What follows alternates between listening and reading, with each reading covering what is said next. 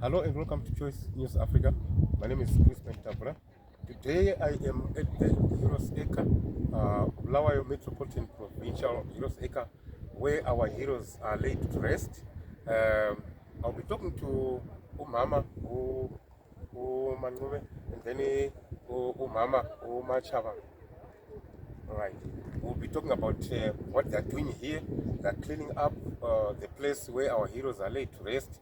They're doing everything in their efforts to make sure the place is clean. We are here today for that issue. Mama Mangunu, ngasichasela ukuthi kasenjani kwabe njani ukuthi libe indawo yethu le okulele khona ama heroes ethu. Mina ngingu-Oncube Provincial Chair we-Widows of Veterans of the Liberation Struggle. Silapha e-Heroes Acre okulele khona omngethu amadoda ethu. Njengoba uPresident esitsho yena ukuthi nyika inobakwa nebani bayo, ilizwe lilakhwa ngabanikazi balo. Lathi sabona kufanele ukuthi sizilungisele okulele khona amadoda ethu, sincedisana le museum ukuthi sikhiphe indawo leyi iclean.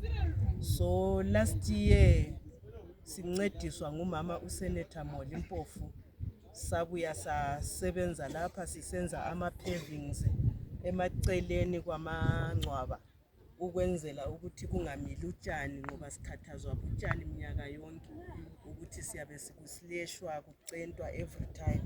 So the idea was omunye engapheva engcwabeni lomkakhe ehlangana lo next door laye sihlangana sihlangane ekugcineni the whole lokhuzeni yezabe ipaved okuzavikela ukuthi kumile utshani singayali sisebenza.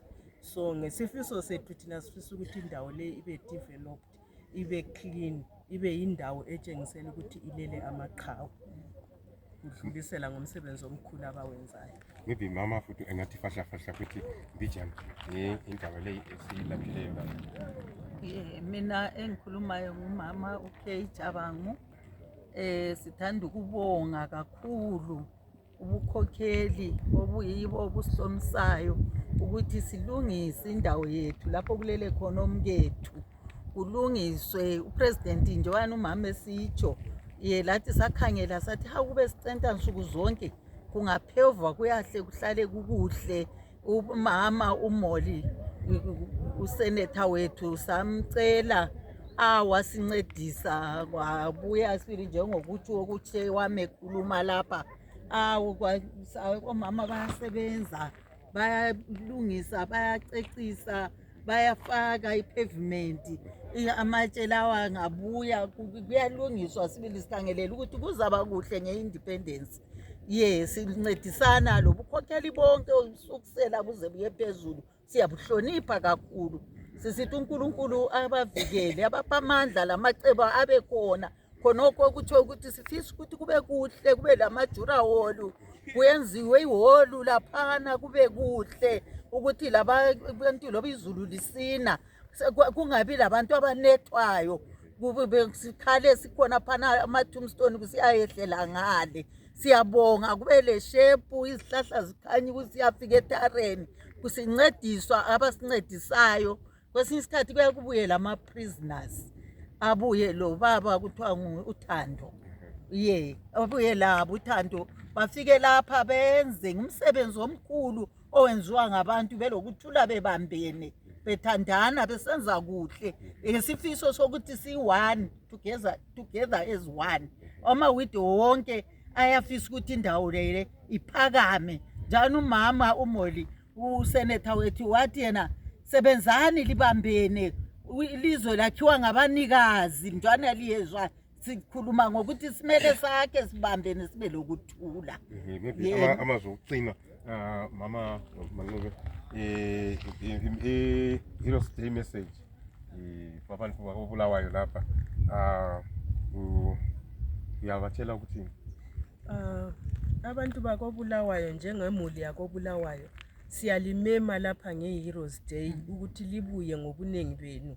I-Heroes Day lilanga lokuthi sizothakazelela impilo le-sacrifice eyayenziwa ngama-heroes lawa alele lapha. Abaphilayo labo balelanga labo kusasa kwakhona, kodwa asebelele yilo ilanga lokuthi sibakhumbule ku-Heroes Day. Thina sithi our heroes, our pride.